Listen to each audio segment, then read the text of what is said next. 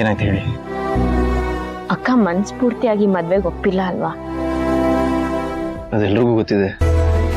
ಅದ್ರ ಏನ್ ಮಾಡಕ್ಕಾಗತ್ತೆ ಹೇಳಿ ದೀಪಾವಳಿ. ರಾಹುಲ್ ಅಚ್ಚನ್ ಬಿಟ್ಟು ಹೋದ್ರಲ್ಲ, ಅಚ್ಚು ತಾನೇ ಏನ್ ಮಾಡ್ತಾಳೆ? ಅಚ್ಚು ಬಗ್ಗೆ ಯೋಚನೆ ಮಾಡೋದ, ಅಪ್ಪನ ಆಸೆ ಈಡೇರಿಸೋದ ಅನ್ನೋ ಪ್ರಶ್ನೆ ಬಂದಾಗ ಸದ್ಯದ ಪರಿಸ್ಥಿತಿಲಿ ಅಪ್ಪನ ಆರೋಗ್ಯ ಸರಿ ಹೋಗ್ಬೇಕಂದ್ರೆ ಡಾಕ್ಟರ್ ಹೇಳ್ದಂಗೆ ಅವ್ರ ಆಸೆ ಈಡೇರಿಸೋದೇ ಮುಖ್ಯ ಅಲ್ವಾ? ಒಂದೊಂದು ಪಡ್ಕೊಳ್ಬೇಕಾದ್ರೆ ಇನ್ನೊಂದನ್ನು ಕಳ್ಕೊಳ್ಬೇಕಾಗುತ್ತೆ.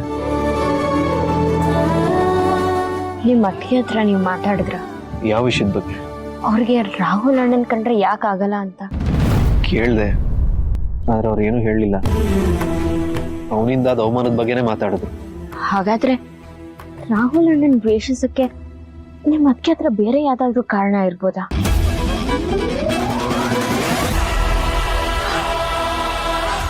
ಈಗ ಅದ್ರ ಬಗ್ಗೆ ಯೋಚಿಸಕ್ಕೆ ಟೈಮ್ ಇಲ್ಲ ದೀಪಾವಳಿ. ಅದನ್ನ ಯೋಚನೆ ಮಾಡೋ ಟೈಮು ಅಲ್ಲ ಇದು. ಬನ್ನಿ ಒಳಗೋಣ.